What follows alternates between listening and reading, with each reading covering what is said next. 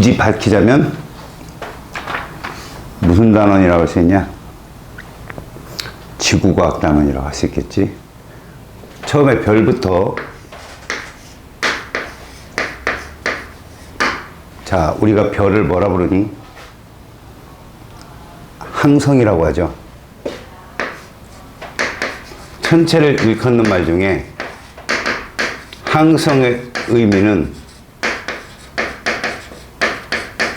스스로 빛을 내는 천체. 그래서 태양계의 항성은 태양밖에 없어요.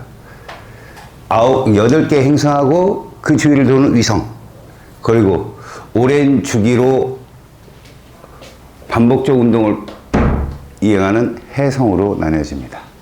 물론 소행성의 무리도 존재하고요.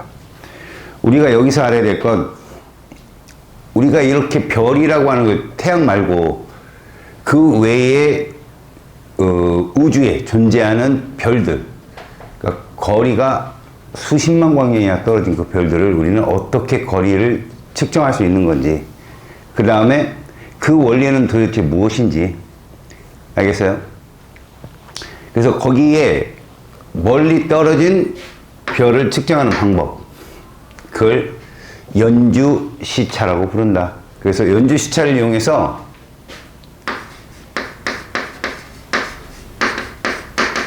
우리는 뭐를 재겠다? 별까지의 거리를 재겠다, 이런 뜻이야. 알겠습니까? 자, 그렇다면요, 먼저 이 시차가 무엇이냐? 시차.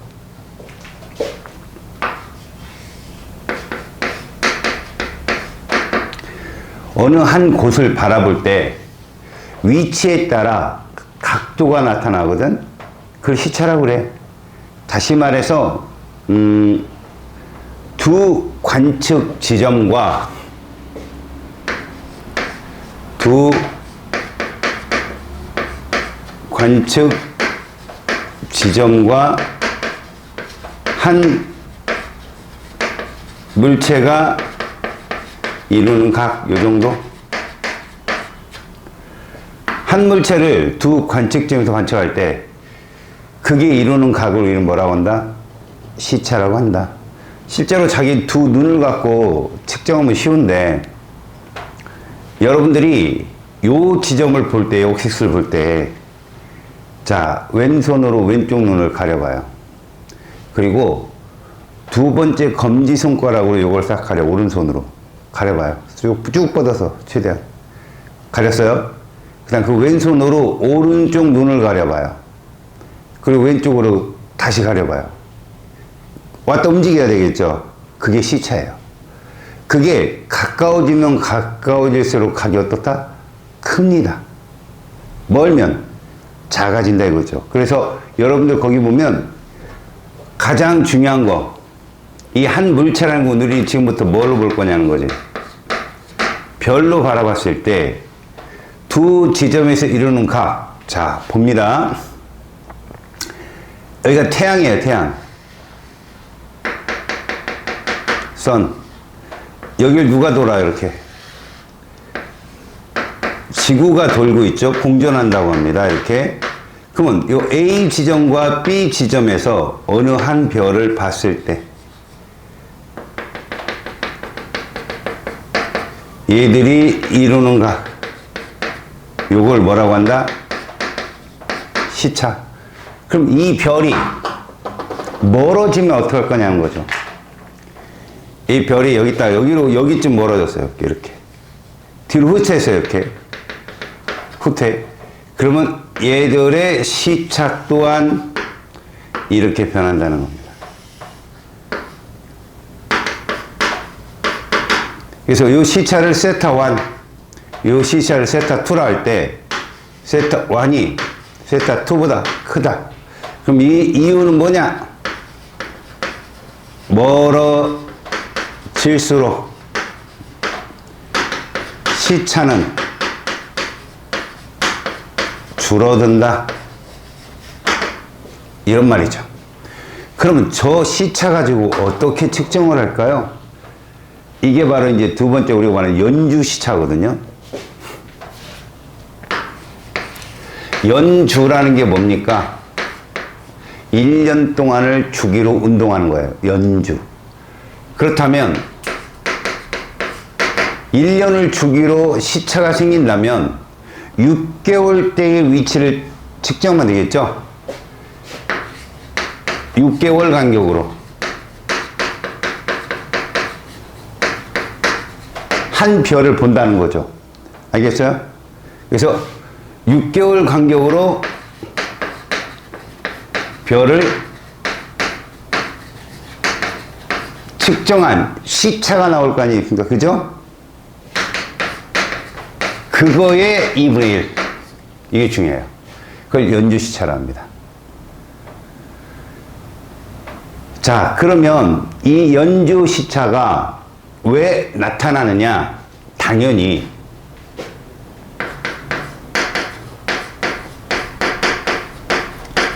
시차가 발생하는 이유. 첫 번째, 지구가 태양 주위를 뭐 하기 때문에 그렇다? 공전하기 때문에.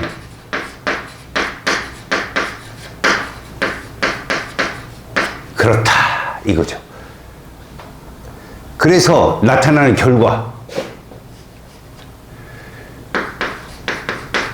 별이 가까우면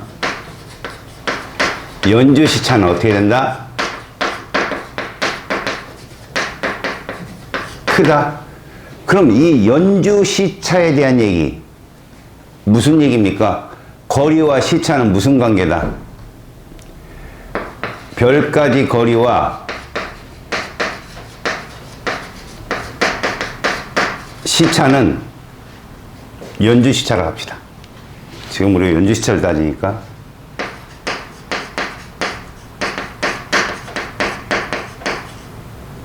서로 반비례 관계더라. 이게 결론이죠.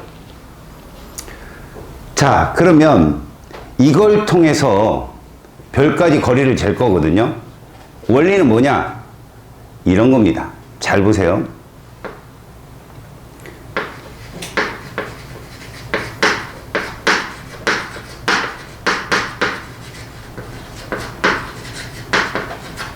자, 어떤 별이 있어요, 여기에.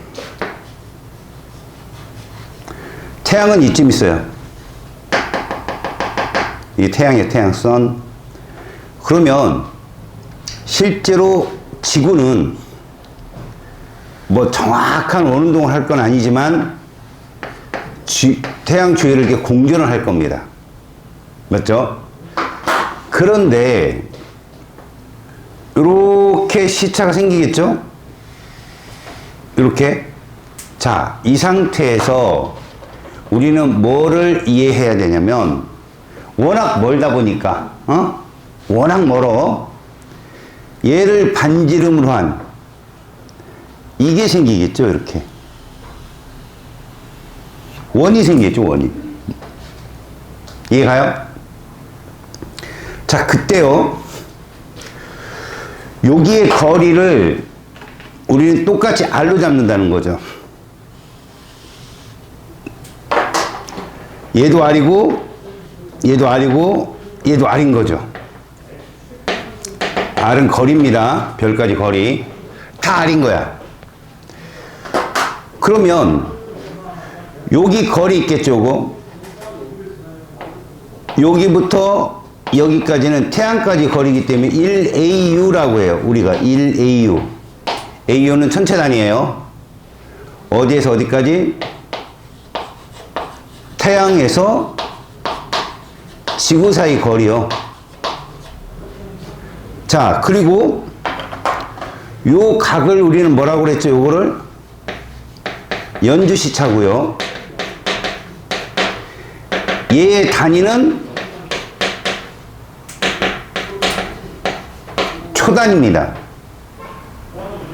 참고로 이 초단위가 뭐냐면, 우리가 보통 1도라고 하는 거 있죠?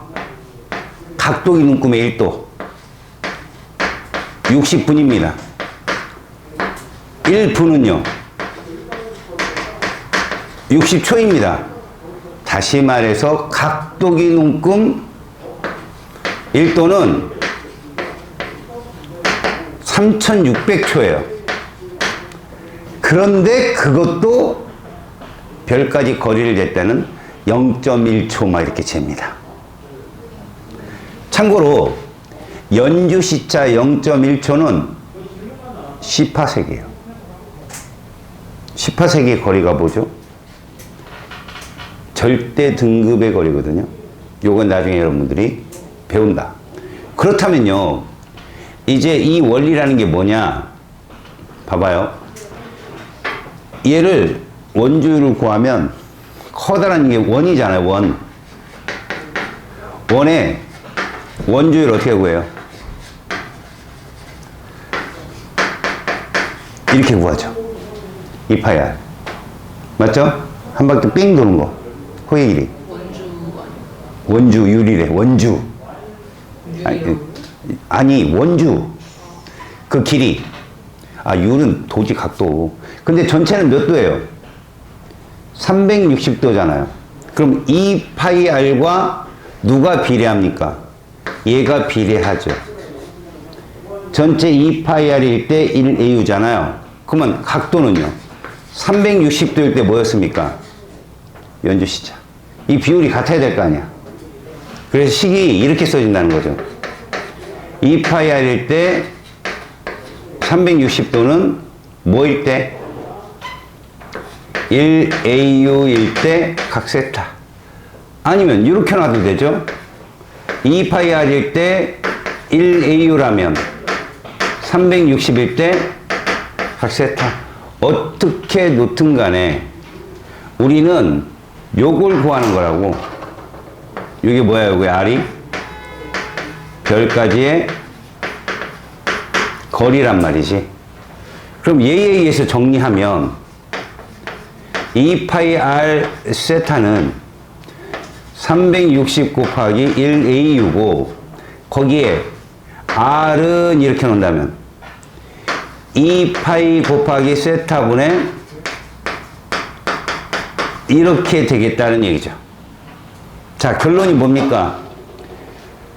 어리라는 별까지 거리는 이렇더라는 거야. 이 세타가 뭐랬죠? 연주시차. 어차피 여기서 2파이 값이나 360 1au는 정해진 거잖아요. 그죠? 이렇게 값이 나오더라. 알겠습니까? 그래서 실제로 이거를 계산해 보잖아요. 그럼 우리가 1파섹이라고 하는 거 있죠? 1파섹은 몇 초더라? 별까지 거리 1초더라. 그럼 10파섹은 얼마겠어요? 0.1초가 되겠죠. 이렇게 본다는 거죠. 결론은. 알겠어요? 이게 거리거든요. 빛의 속도로 달리는 거리. 실제로 파섹이라는 단위를 쓰게 되면 이렇습니다. 그러니까 빛의 속도로 뭐 우리가 보면 광년이라고 게 1년 동안 달린 거리를 얘기하거든요. 파섹은 그 정도, 연주 시차가 1초인. 그러니까 1파섹은 보통 어느 정도 되냐면 이거 파섹이라고 읽어요. 10파섹은 몇 같죠, 그죠? 1파섹은 3.26 광년이다. 이렇게 보시면 돼요. 빛의 속도로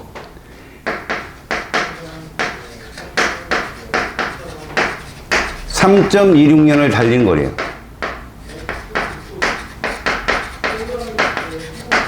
그럼 빛의 속도는 얼마냐 또? 3 곱하기 10의 5승 30만 킬로. 알았습니까? 30만 킬로미터 파 세크로 3.26광년 26년을 달려야 된다. 어우, 너무 멀죠? 그죠? 요런 것이 1초의 의미다.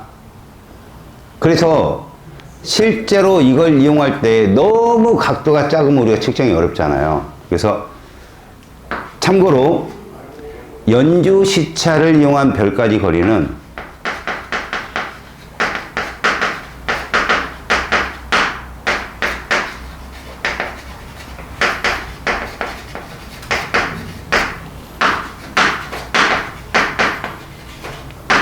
보통 0.01초 안에 별, 다시 말해서 여기서만 가능해요. 100파섹 안에. 알겠어? 왜? 이거보다 더 멀면 각도 측정이 어려워요. 알았습니까?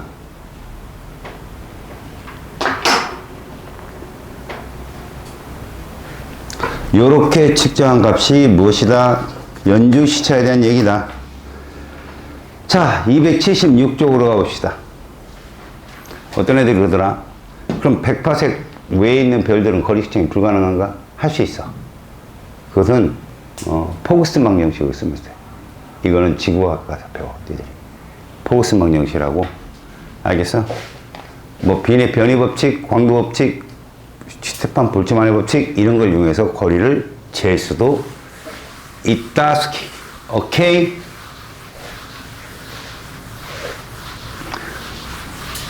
자, 이제 별의 밝기와 등급.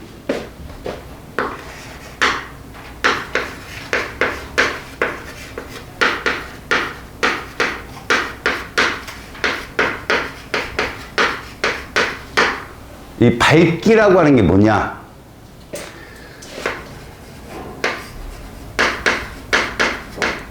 빛의 입자를 이렇게 얘기하거든요. 광자, 어려운 말로. 결국 밝기란 빛의 입자의 수예요.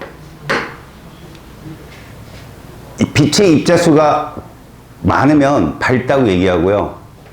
빛의 세기와 같은 말이에요.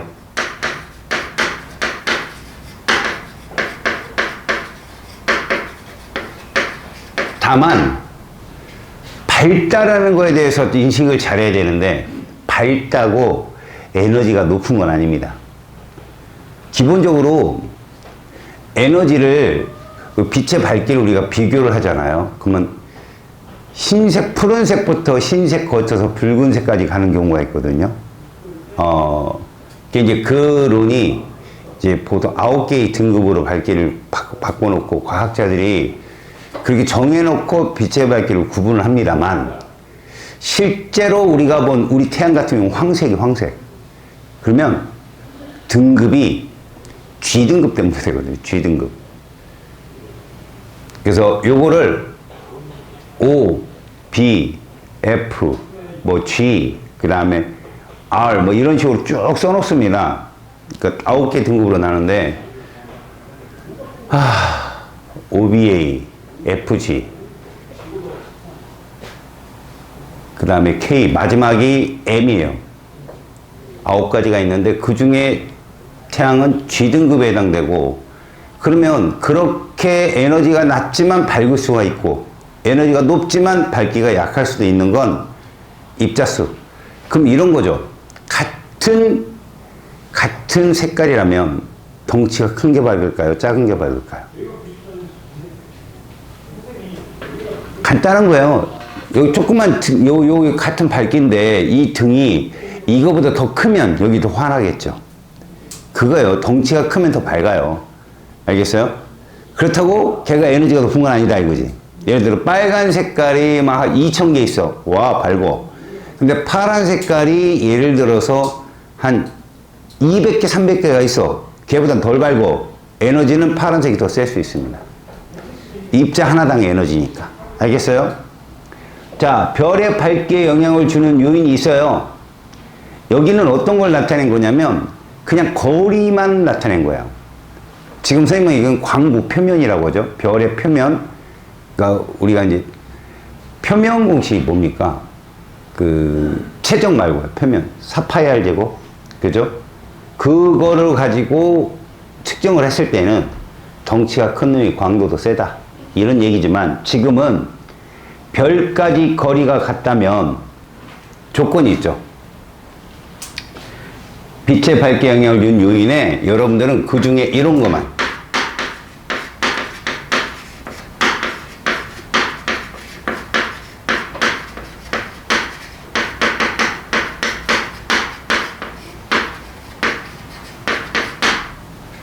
일단은 뭐가 같다면 별까지의 거리가 동일하다면,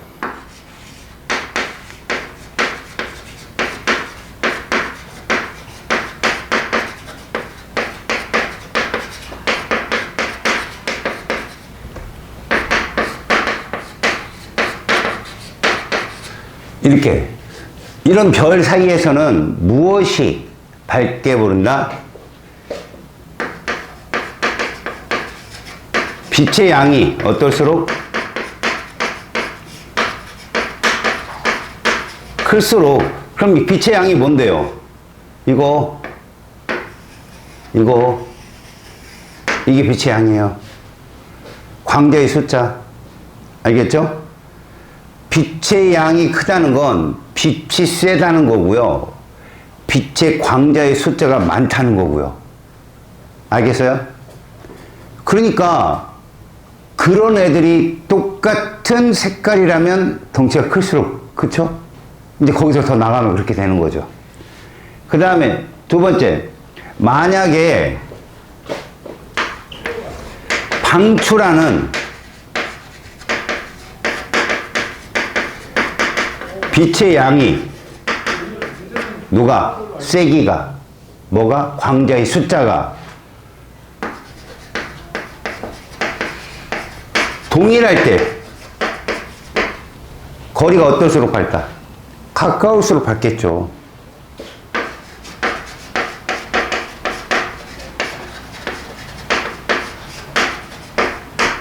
가까울수록 밝다, 이런 거죠. 니들 한 2번을 이제 보통 많이 냅니다, 시험에.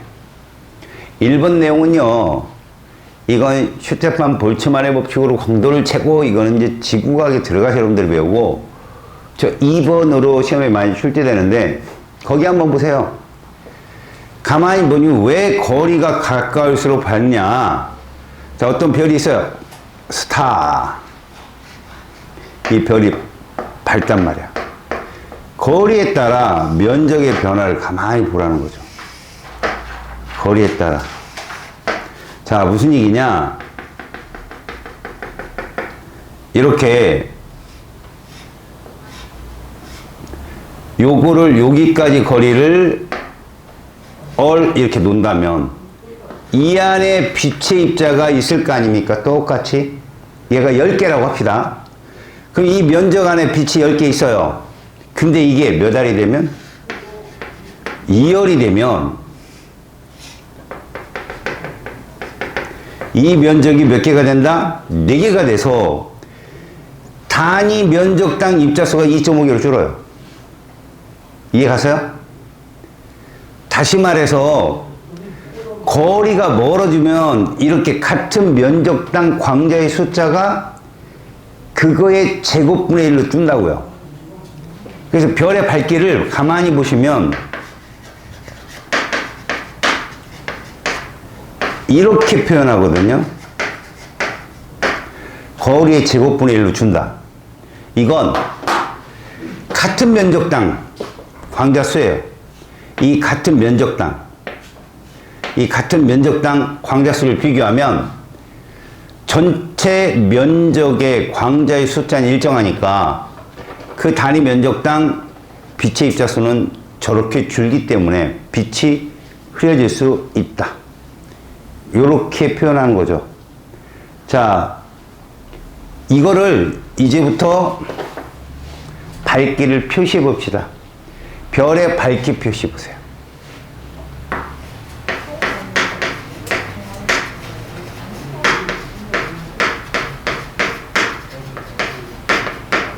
이건 등급이라고 하거든요.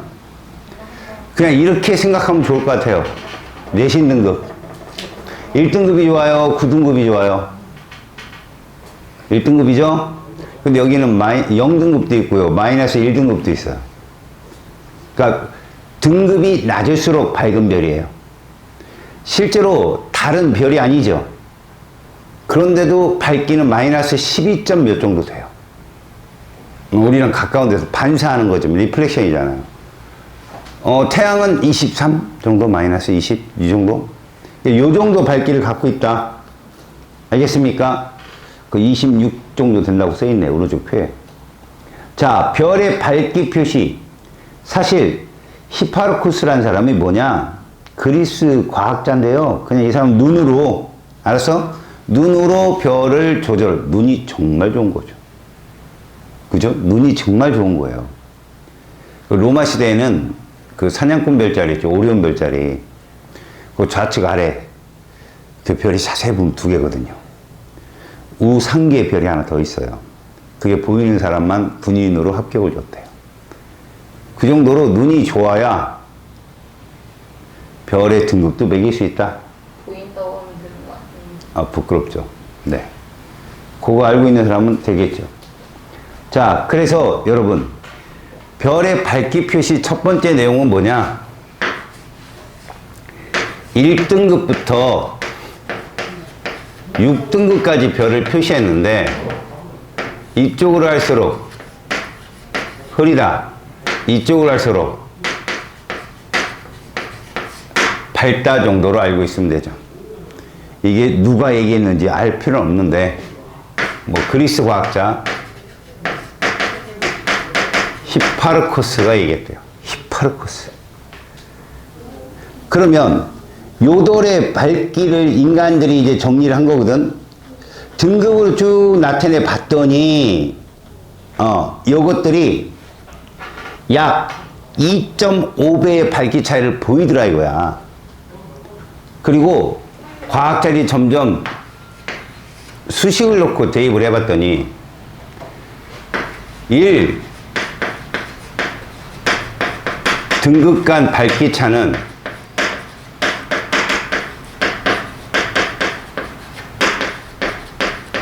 2.5배의 밝기를 갖고 5등급 간 밝기 차는 약 100배의 밝기 변화를 보이더라. 예를 들어서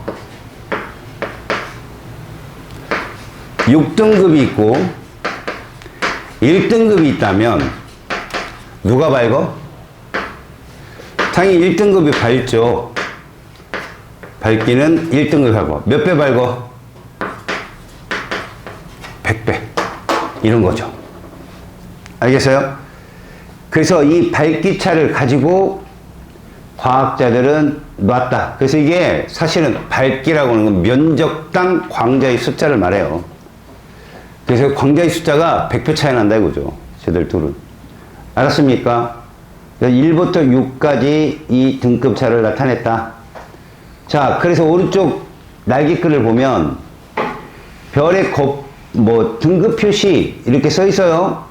실제로 여러분 1, 2, 마이너스 1 정수밖에 없느냐? 아니에요. 그 사이에서도요. 우리가 나눌 수 있는 최대한의 등급차를 나눕니다. 알았어요? 예를 들어서 1.5, 1.6, 1.9 이런 식으로도 등급 차이에 미세하게 나눠진다는 거. 요즘에 그렇게 나눈다는 거. 알겠죠? 그래서 소수점을 이용해서 밝기를 나타낼 수 있다는 거. 하지만 만고의 진리는 뭐다? 등급이 크면 흐리다. 알았죠? 그런 거 정도 알고 있으면 되고요. 이제 옛날 사람들이 이제 그렇게 눈으로 본 거죠. 히파르코스도 눈으로 본 등급인 거예요, 저게. 실제 밝기는 아닌 거죠. 그래서 우리가, 겉보기 등급이라는 게 있거든요. 등급을 봤을 때, 지금 히파르코스가 본 건 겉보기 등급이에요. 그러나, 같은 거리에 놨을 때, 빛의 밝기 차이를 비교하는 게 절대 등급이라는 겁니다. 겉보기 등급은 지극히 주관적인 밝기예요. 절대 등급이 지극히 객관적이죠. 그래서 히파르코스가 저렇게 나타낸 건 겉보기 등급이다. 그러면 눈으로 봤을 때는 흐린데 절대 등급은 되게 밝다? 이 절대 등급이 상당히 중요한 거죠. 절대 등급은요, 거리 10파섹, 연주 시차 몇 초? 0.1초죠. 거리 얼마? 32.6광년. 1파섹이 3.26광년이니까 이렇게 절대 등급은 거리 10파섹에 별이 있다고 가정한 밝기이기 때문에 모든 별을 객관화시킬 수가 있어요. 알겠죠? 10파섹 거리에 놨을 때, 그러니까 이건 실제 밝기라는 거죠. 절대 등급은 실제예요, 실제.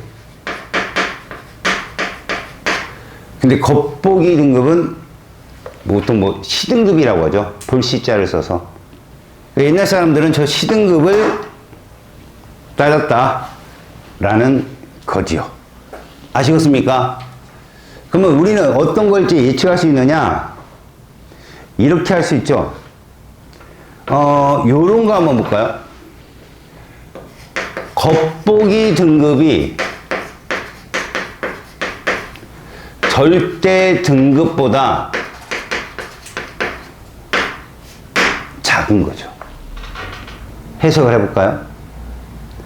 눈으로 보았을 땐 밝다.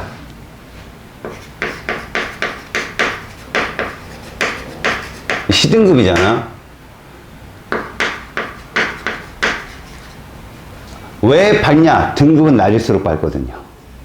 근데 10파섹에 놨을 때는 어떻다? 흐리다. 결론이 뭡니까? 10파섹 바깥쪽에 있는 애라는 거죠. 그죠? 안쪽에, 10파섹 안쪽에 있는 애라는 거죠. 얘가, 어디에 있느냐? 그 존재하는 거리는 어디냐? 그러면 얘는 결론적으로 10파섹 안쪽에 위치했다라고 결론을 내는 거죠. 자, 겉보기 등급이 절대 등급보다 크다. 그럼 눈으로 봤을 때는 어떻다? 흐리다. 근데 갖다 놓으니까 밝아졌다. 그럼 이건 10파섹 어디에 있다? 바깥쪽에 존재한다. 멀다, 이거 멀다. 이렇게. 마지막 하나는 쓰나 마나죠. 뭡니까? 둘이 같다 이거죠. 겉보기 등급과 절대 등급이 공교롭게도 같다. 이러면 어디에 있어요? 10파섹에 위치하겠죠. 이렇게. 그죠? 그럼 둘의 밝기가 동일합니다. 얘나 밝기 동일하죠, 얘들아. 알겠습니까? 이걸로 별까지 거리를 찰 수 있다. 자, 1번. 다음은 별의 밝기에 영향을 주는 요인이에요. 별의 밝기는 별까지의 무엇과 별이 방출하는 빛의 양이다. 거리가 가까울수록, 그리고 밝기가 밝다. 그럼 빛의 양이 많을수록. 그 다음 두 번째, 별까지 거리가 2배로 멀어지면 원래의 4분의 1배로 어두워집니다.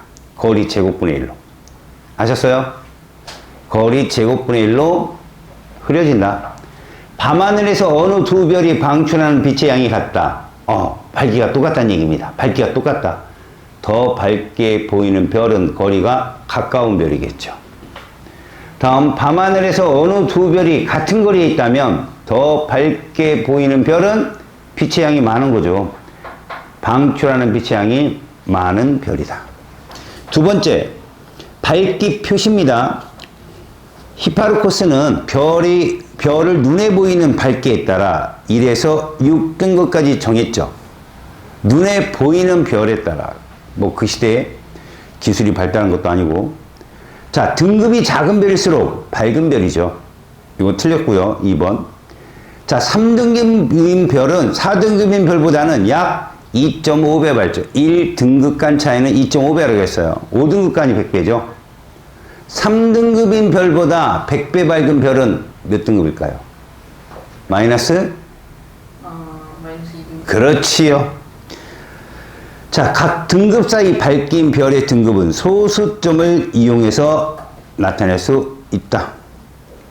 알겠죠? 세 번째, 다음은 별의 겉보기와 절대 등급입니다. 맨눈에 보이는 별의 밝기, 겉. 10파섹 거리에 있다고 가정한 별의 밝기, 절. 별까지 거리가 달라지면 등급이 변한다. 이거 겉이죠. 별의 실제 밝기, 절이죠. 이해 갔죠? 자, 등급과 거리는 이미 선생님이 다 했는걸? 맞지?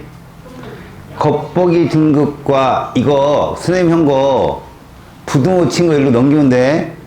다시 말해서 거기 겉보기 등급에서 절대 등급 뺐더니 이게 마이너스다. 그럼 누가 작다는 거야?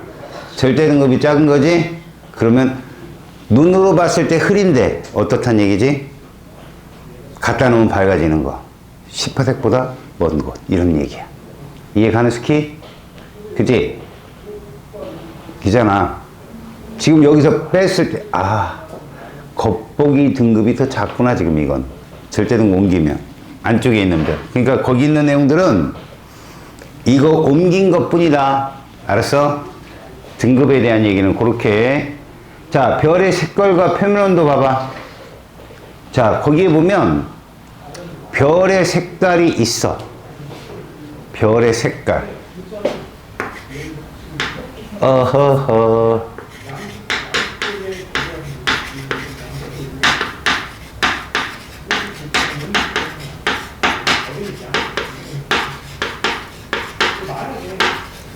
자, 거기에 보면 청색이 있고 청백색, 백색 이렇게 써 있다.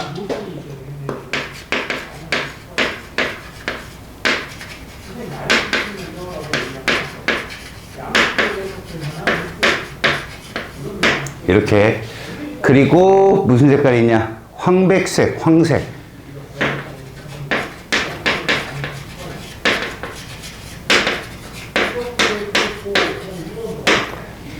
태양이 누구라고 그랬어? 황색.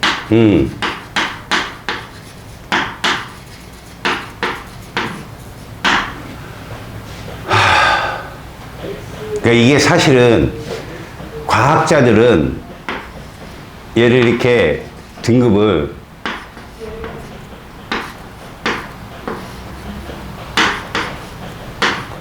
이런 식으로 구분을 해놨어. 이런 등급으로 해놔가지고 별의 밝기에 따라서 저 레벨을 따라가고, 사실 이쪽으로 할수록 표면 온도가 상당히 높은, 알겠어요? 표면 온도가 어떻다?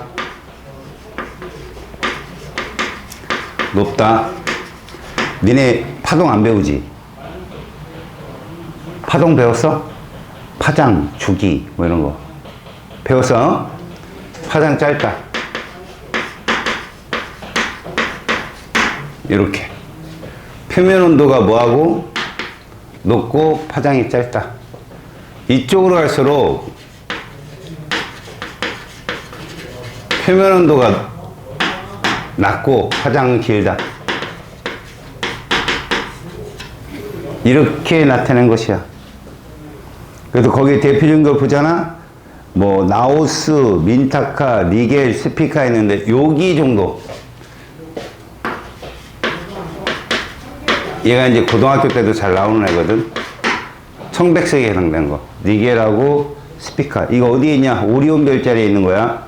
리겔 같은 경우는. 알겠죠? 그 다음에 견우성, 직녀성, 북극성, 프로키온. 여기가 어디야? 태양. 태양이 황색 쪽에 위치한 거. 그 다음에 그 베텔게우스라는 거 있지? 오리온 별자리 왼쪽 위에 있는 거. 누나. 이거. 요 정도? 알겠습니까? 요렇게. 그래서 색깔별로 따지면 태양은 황색에 해당되는 G. 사실은 주 계열성 단계 해가지고 뭐 5등급 G5 뭐 이렇게 얘기를 하는데 거기까지는 안 배워도 되고. 자, 오른쪽에 표는 별 AD의 겉보기 등급과 절대 등급을 나타냈어. A 봐봐. 누가 작아? 절대 등급이 작지? 맞지? 그럼 무슨 얘기지? 10파색 바깥쪽에 있다는 얘기야. 눈으로 봤을 땐 흐린데 10파색이 도니까 되게 밝아진 거잖아. 자, B는 10파색에 있는 별이죠?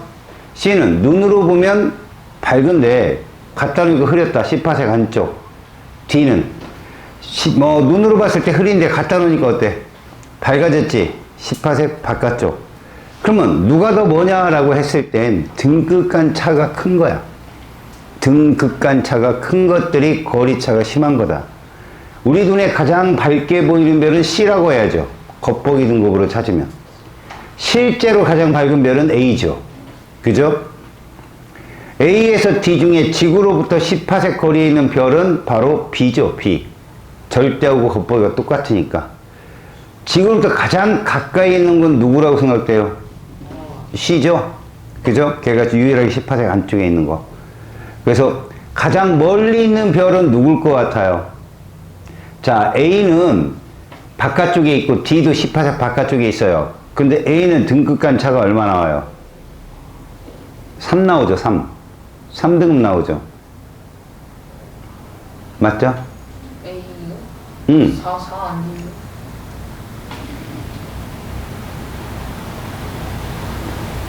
마이너스 1.5와 2.5인데? 빼기. 4 나오는구나, 씨. 짜증났어요. 약간 짜증났어요. B는 얼마 나와요? 1.2. 그러니까 누가 등극간 차가 커요? A. 그래서 A가 더 멀리 있는 별이라고 할 수 있어요. 알았어요? 다음에 1번. 별의 색깔이 서로 다른 까다. 표면 온도가 다르기 때문에. 맞죠? 맞죠? 그 다음 표면 온도 높은 별일수록 푸른색을 띠죠. 파란 색깔, 청색. 틀렸습니다. 자, 밝게 보이는 두 별인데 표면 온도가 더 높은 별은 가가 되겠죠. 흰색. 됐습니까? 숙제 됐습니다. 시차 거의 끝났고. 은하와 우주. 아후.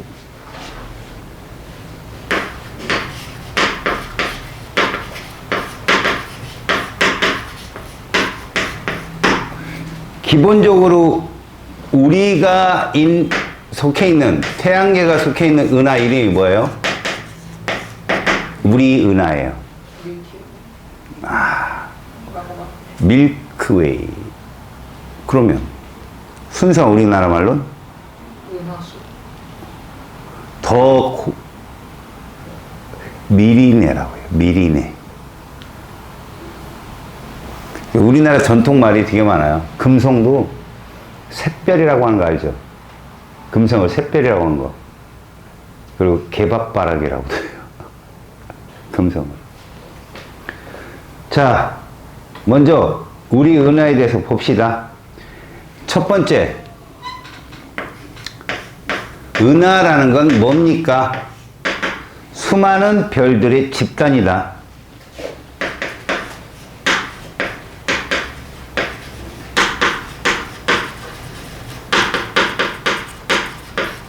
그래서 은하군, 은하탄 이런 말도 있어요. 은하끼리 뭉친 거. 하지만 우리 태양계가 속한 은하는 우리 은하다 이름이. 그래서 태양계에 속한 은하인 특별한 은하를 우리 은하라 부르자.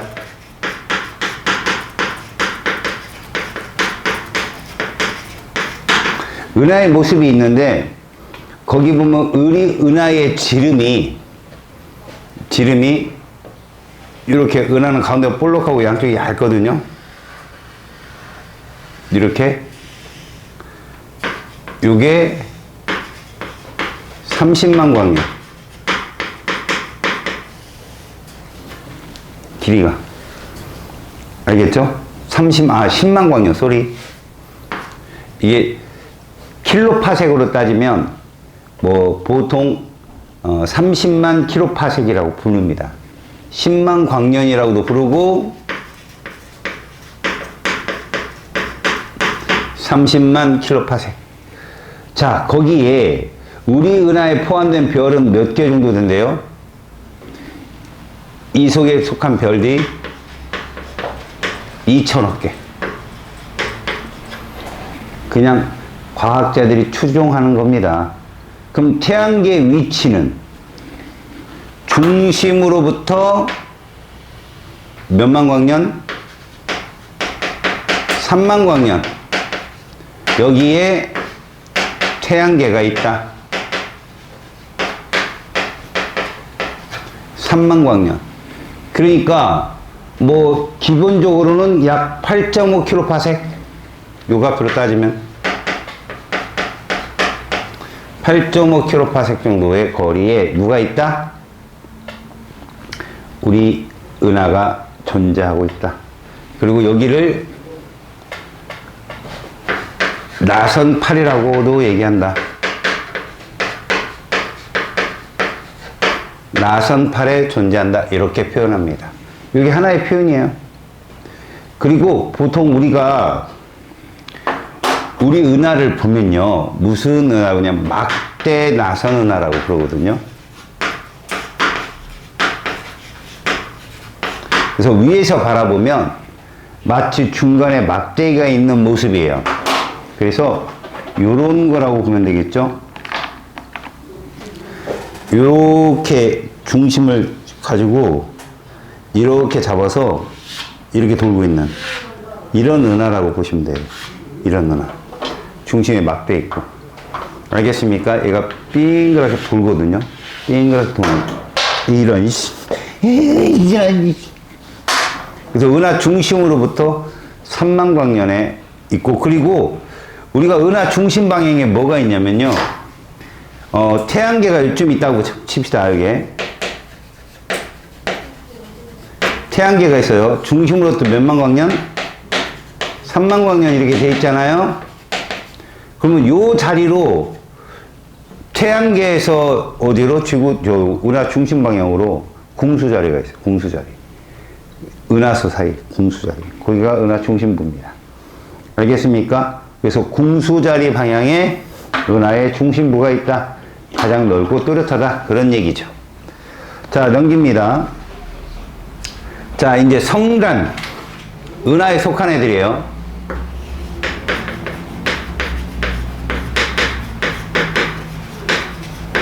은하보다는 규모가 좀 작죠.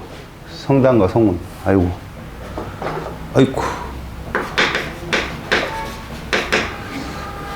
수많은 별들이 무리를 지어 모이는 집단인데 이것을 성단이라 부릅니다.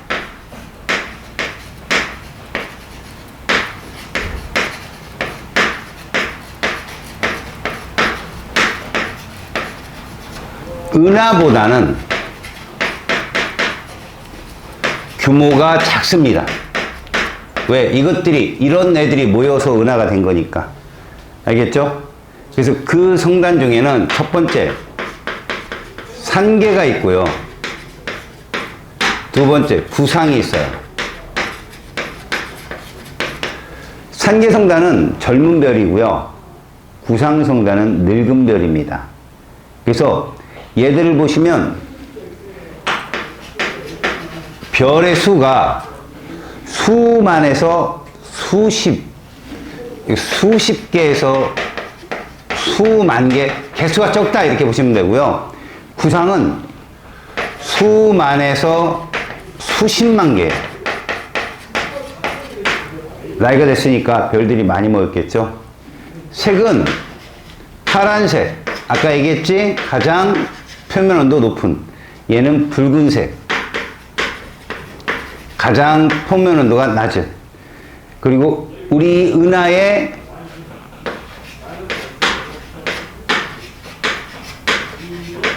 가장 활동력이 큰 나선팔에 존재합니다. 나선팔. 근데 얘는 중심부도 있고 바깥에 존재해요. 그러니까 우리 은하 중심부에도 있고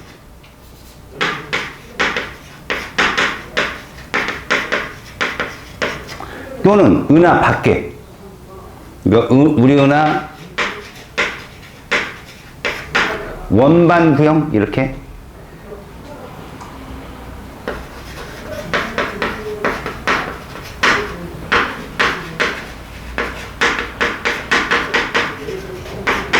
이렇게 공간 정도. 그러니까 우리 은하 밖에도 존재할 수 있는 애들이 구상성간입니다. 알겠습니까? 다음 두 번째 성운은 별은 아니에요. 근데 별이 태어날 조짐이 있는 곳. 얘들은 우주에 성간물질이 모여 있는 거예요. 그러니까 성간물질이 모여 있는 곳인데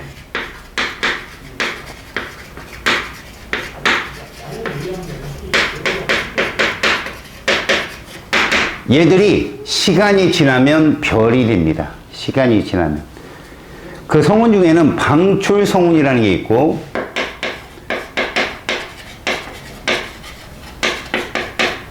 그 다음에 반사 성운, 암흑 성운 이런 것들이 있거든.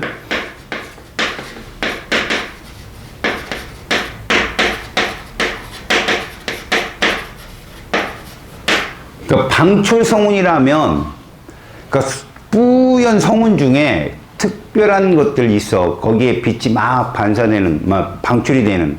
이게 이제 별의 태동이 일어나기 전, 별이 막 만들어지기 전의 모습이야. 그렇다고 제가 막 수소행 융합을 하는 건 아니고 원시별이라고 얘기하거든. 방출 성운은 별빛을 흡수해가지고 스스로 빛을 내는 성운이라 주로 붉은색을 띈다.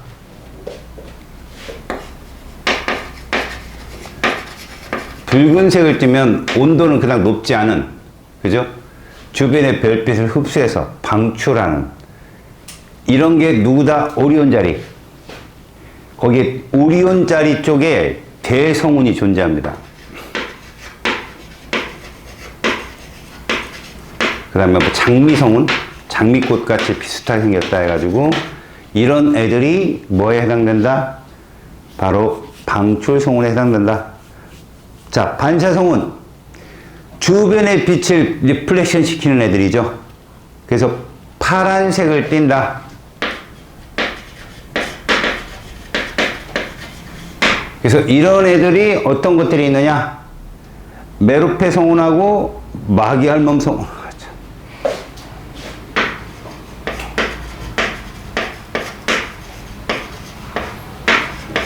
근데 되게 웃긴 거 알아요?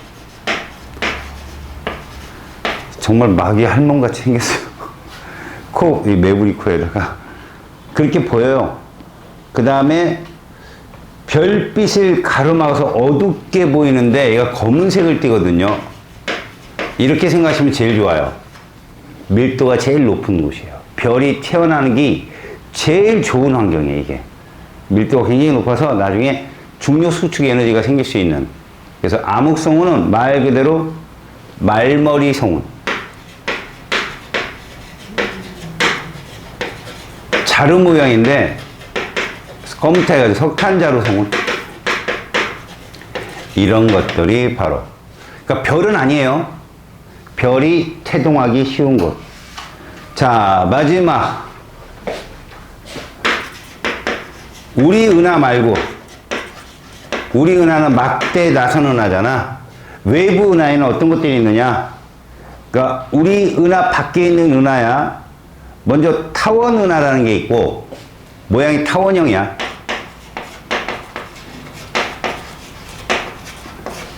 이제 여기에 나선 은하가 있는데, 이 중에 막대냐 정상이냐 이렇게 두 개로 또 나뉘어. 나선 은하가 막대냐 정상이냐. 그 다음 마지막 불규칙.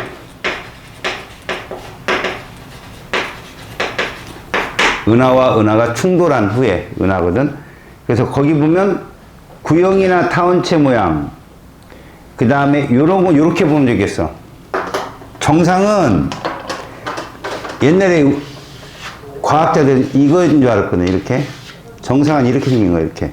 근데 막대 나선은항은 가운데 이렇게 막대가 있는 거지. 이런 식으로. 이런 식으로. 알겠어요? 타원은 그냥 타원형이고요. 불규칙은 은하와 은하가 충돌해서 생기는 그런 형태의 은하다. 알겠지?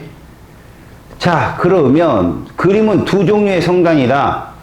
가가 구상이고 나가 산계야. 별의 집단이 훨씬 많아 보이지? 가 천체의 온도는 나 천체의 온도보단 낮죠. 구상성단, 붉은색이니까. 우리 은하 중심부에 있는 거 구상이야. 나선파래가 산계고. 두 번째, 별과 별 사이의 공간에 분포하는 가스나 티끌을 성운이라고. 이것이 많이 모여 구름처럼 보이는 천체를 성간물질, 쏘리. 가스나 티끌은 성간물질, 그리고 그 천체 자체를 성운이라고 부르죠. 1번, 성간물질이 주변의 별빛을 반사성운. 흡수해서 방출하면 방출성운. 그 다음에 별빛을 갈아먹을 정도로 밀도가 크면 암흑성운이 됩니다. 자, 첫 번째 타원은하는 니은하고 연결하면 되고요. 정상 나선은하가 기역이고요. 막대 나선은하가 디귿이고요. 불규칙 은하가 리을입니다. 넘기십시오. 자, 거기에 뭐가 있습니까? 이런 우주, 저 높은 공계죠. 수많은 은하를 품고 있는 우주. 얘가 어떻게 생겨났느냐? 이게 바로 빅뱅론이에요. 우주는 작은 점에서 폭발해가지고 팽창하고 있다. 그래서 우리가 은하를 비롯해서 외국의 전체가 차지하는 거 우주라 부른다 라면 요런 거 표현이 코스모. 우리 태양계가 스페이스고요. 우리 은하가 유니버스고 우주는 코스모라고 부릅니다. 굉장히 범위가 넓죠. 거대한 공간이며 이 공간의 끝은 인간이 몰라요. 왜? 인간은 빛이 도달한 거리까지만 알거든요. 그 뒤의 모습은 모르는 거죠. 그래서 사실 이 우주라고 하는 것이 팽창이 되었다라고 알려진 것도 1950년대 이후에 수많은 과학자들의 증거에 의해서 알려진 거죠. 아직도 영국은 정상우주론을 믿는 과학자들이 많아요. 자부심이 커갖고. 그래서 거기에 보면 우주가 팽창한 거 누가 알아냈대요? 허블이 증명을 한 거예요. 허블 상수를 통해서 허블이 증명했고, 우주가 팽창을 하게 되면 별빛들이 적색이동한다는 도플러 효과를 이용해서 이 사람이 증명을 하게 됩니다. 그래서 실제로 우주가 팽창할 때는 중요한 특징이 허블이 증명한 거죠. 허블은 멀리 있는 별의 후퇴 속도가 더 빨라야만이 팽창이 된다는 건 알았어요. 그래서 멀리 떨어진 관측자로부터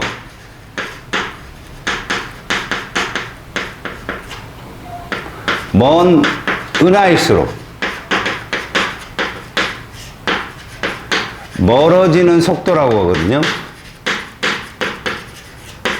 빠르다.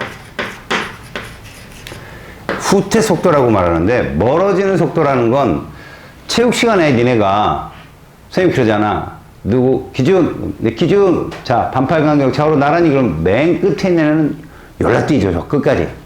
그리고 막 쪘다가 앞으로 가고자 옆에는 한 발짝만 움직이면 되는데, 이렇게 간격이 넓어지려면 관측자 기준점으로부터 먼 곳일수록 빠르다 이거요. 그리고 중요한 건, 그럼 얘가 중심이냐? 아니에요. 우주는 중심이 없다. 크기를 잴 수가 없기 때문에. 알았죠? 우주는 중심이 없고 균일한 팽창을 이루는데, 그 팽창 속도는 성간물질 분석과 별들의 진화 과정을 보면 처음에 가속 팽창을 했고, 나중에 정상적인 팽창을 통하며 마무리에도 가속 팽창이 있어야 된다라는 거에서 가속 팽창론이 주를 이루고요. 자, 팽창, 거기 괄호 3번에 중요한 얘기인데, 이게 무슨 얘기냐면, 우주는 한 점에서 출발해가지고, 팽창을 통해 현 우주가 됐다는 얘기거든. 그럼 이 한 점은 초고온, 초고밀도, 이렇게 보시면 돼요. 팽창을 할수록 우주의 온도는 팽창할수록 우주 온도는 떨어졌다. 부피는 커졌다. 그런데 질량은 보존되잖아. 고로 밀도가 낮아졌다. 이런 얘기예요. 이게 우주 팽창론들이 주장하는 거예요. 그 밑에 대폭발 우주론이 빅뱅 우주론인데 그 얘기가 그겁니다. 은하는 우리 우주는 애초에 처음엔 작은 점이었는데 이것이 대폭발을 통해서 팽창을 함으로 인해서 질량은 그대로인데 부피가 팽창하니까 밀도가 줄게 되고 내부 온도가 하강하게 되고 그래서 그거를 프레드만이라는 어떤 사람은 1945년도에 그런 얘기를 했어요. 우주가 팽창할 때 38만 년 정도 되면은 원자 핵이 전자를 끌어당기게 되고 그때부터 빛은 자유롭게 우주를 직진해서 나가는데 그때부터 환한 우주 그 빛이 지금도 우리 지구에는 도달하고 그걸 측정하면 그때 온도보다 이 정도 낮을 거야 라고 우주 배경 복사를 설명했죠. 그때 뭐 3000 켈빈 온도가 지금은 마이너스 3 켈빈 온도가 될 정도의 그 값으로 증명을 했는데 맞았죠. 이킨슨인가? 그 벨 회사 다니는 애들이 있거든. 벤지어스 뭐 이런 애들이 그 증명합니다. 근데 걔가 전화 수리공이에요. 근데 우연히 발견해가지고 자기도 뭘 발견했는지 모르고 노벨상 타는 거거든. 나중에 한 달 있다가 타임지 보고 알았어요. 아 이게 우주배경 복사구나 라고. 알겠어요? 펜지어스 윌슨 두 사람이 그걸 발견해서 처음에는 1970년대 발견했는데 소련하고 미국, 그때는 소비에트 연방이었죠. 지금 러시아가. 되게 냉전 시대였어요. 그래서 걔들이 무슨 전파를 우리한테 뭐 도청하는 장치인가 하고 FBI 신고했는데 아무리 찾아봐도 이걸로 통신을 하기는 어려워. 그래서 나사로 보냈더니 나사가 처음에는 우주에서 보낸 신호라고 난리 부르스 쳤죠. 우리 답을 했다, 막 이러면서. 보니까 아니야. 그러다 어디에 스탠포드 대학인가? 걔들이 50년대 후반부터 한 10몇 년을 그 배경 복사를 찾으려고 고생했거든. 자기들이 노리던 그 값하고 똑같은 거야, 그게. 그래서 우주 배경 복사가 그때 발견됐죠. 프리드먼이 주장한 게 받아들여졌습니다. 자, 페이지 292쪽 우주 탐사. 여기부터는요, 말 그대로 역사입니다. 우주 탐사의 목적이 뭐예요? 또 다른 생명체가 있느냐? 우리가 이주할 수 있는 곳이 있느냐? 그거 찾는 거고요. 그러니까 자원, 지하 자원, 진짜 SF 영화 똑같아요.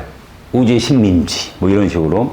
지하 자원을 우리가 갈취하고. 그러니까 우리가 이러고 있으면 외계 생명체도 그러고 있지 않을까요? 우리 찾아다니면서. 그죠? 그래서 뭐 우주 탐사는 기본적인 어떤 물질이나 뭐 이런 것들 자원이나 그리고 생명체 탐사, 인간이 살 수 있는 곳 확보 이런 것들이 목적이다. 우주 탐사 장비를 보면 거기 인공위성이나 탐사선이나 정거장이 있다면 실제로 인공위성은 지금 뛰어 올리고 있잖아요. 정보의 어떤 확보를 위해서. 근데 우주 탐사선은 아직 유인 우주 탐사선은 아폴로 13호가 유일해요. 아직 인간이 화성까지 간 적은 없고요. 달까지 가본 적이 그게 유일하고 우주 정거장은 러시아나 중국 애들도 우주 정거장을 만들어 놨어요. 근데 그러면 사람이 거기서 거주하고 관측도 하고 그래야 되는데 그냥 한 명, 두 명만 계속 몇 개월 동안 혼자 있다 와가지고 무중력 상태에서 흐물흐물 한 3개월 적응해야지 깨어나고 뭐 이런 형태이지. 아직은 초창기. 자, 우주 탐사 역사 봅시다. 스푸트니크 1호이라고 했는데 이게 소련이 이걸 딱 떼어올리고 나서 미국이 아차 싶은 거예요, 그때. 그래서 불이 나게 아폴로 11호. 걔들은 인류 최초의 인공위성에 위로 쏘아 올려서 돌게끔, 지구를 돌게끔 만들어 놓은 거고, 아폴로 11호는 인간이 직접 타고, 그러니까, 야, 두 번째 2호가 되기 싫으니까, 최초의 무엇을 만들자 해가지고, 달 탐사선. 그 뭐 70년대부터는 엄청 많이 보내는데, 거기 봐봐. 보이죠? 1호, 2호, 5호, 막 이런 거 있거든? 그러면 4호, 9호, 10호는 어디 갔을까? 연락이 안 되는 거야. 보냈는데. 그런 거에 실패한 것도 많아요. 그리고 이제 그 패스파인더라는 게 있죠. 우리 태양계 밖으로 넘어간 애들. 그죠? 그런 애도 있고요. 거기 보면 탐사 장비, 뭐 허블 우주망원경, 요즘에는 뭐 그거 말고도 되게 많죠. 망원경 그거 말고도 누구냐 걔? 제임스 웹 망원경. 그것도 누구랑 허블만큼 더 성능이 좋은 거 나중에 띄운 거기 때문에.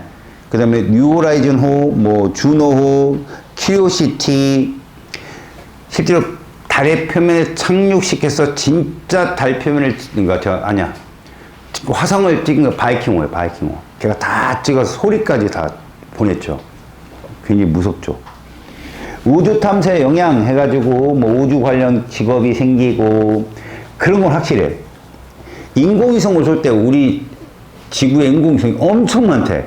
새까맣대. 그래서 걔들 피해서 쏴야 되는 거지. 보통 300에서 400km 사이가 인공위성이 도는 거리거든. 그러니까 땅 쐈는데 막 올라가다 로켓이 인공위성 부딪히면 걔 막 초당 7, 8km로 달려오는데 유명한 나사 못 하나도 완전히 총알인 거야. 그거 피해서 올리는 직업이 있대. 걔도 찾아가지고 그거 찾아주는. 우주 탐사 기술의 이용, 자기 공명 영성 장치, 정수기, 전자레인지, 이것도 사실 우주 여행을 하기 위해서 필요한 그 기술력이 도입된 거야, 얘도. 근데 그런 거보다는 이건 혹자들이 하는 썰, 이제 뭐 UFO 기술을 썼다, 뭐 이런 얘기도 있어. 그 기술에 이런 게 있다. 우리는 더 이상 언급은 하지 말고. 인공위성은 어떤 걸 이용해? 가장 큰 게 GPS지. 그지? GPS 이용하는 게 인공위성이 가장 큰 거고. 그리고 정보. 첩보위성이 최고지. 저는 뭐 하나. 그죠? 그리고 뭐, 인공위성이 뭐 현재는 뭐 한다더라? 통신도 관여를 하고 있다는데, 그래도 통신까지는, 스타쉽. 걔들, 테슬라 쪽 애들이 있는데 스페이스 계획이라고 그러는데 아직 우주 쓰레기 오른쪽 그림 보면 쓰레기 살벌하지? 날개 끄래 그지? 그런 거 보고 자 지구 주위를 일정한 궤도를 따라 도는 인공위성 장치로 뭐냐? 인공위성 알겠어요? 인공위성입니다. 다음 우주 탐사에 이용된 다양한 장비를 나타내는 건데 1990년 발사한 날이죠. 선선명한 우주 영상을 지구로 송전한 누구냐 이거? 허블이 허블. 2011년 주노 화성 탐사. 그 다음에 달에 착륙한 최초의 아폴로 11호. 인류 최초로 스푸트니크. 알았어요? 1호. 세 번째, 다른 나라에 사는 친족과 휴대전화로 통화할 수 있다. 뭐냐? 통화할 수 있다. 휴대전화. 그래. 태풍 경로 기상위성. 그죠? 우주 쓰레기 속도가 느리고 AX. 졸라 빠르다. 그지? 걸리면 죽어. 운행 중인 인공위성 우주 탐사 충돌해서 당연해. 충돌하면 끝나.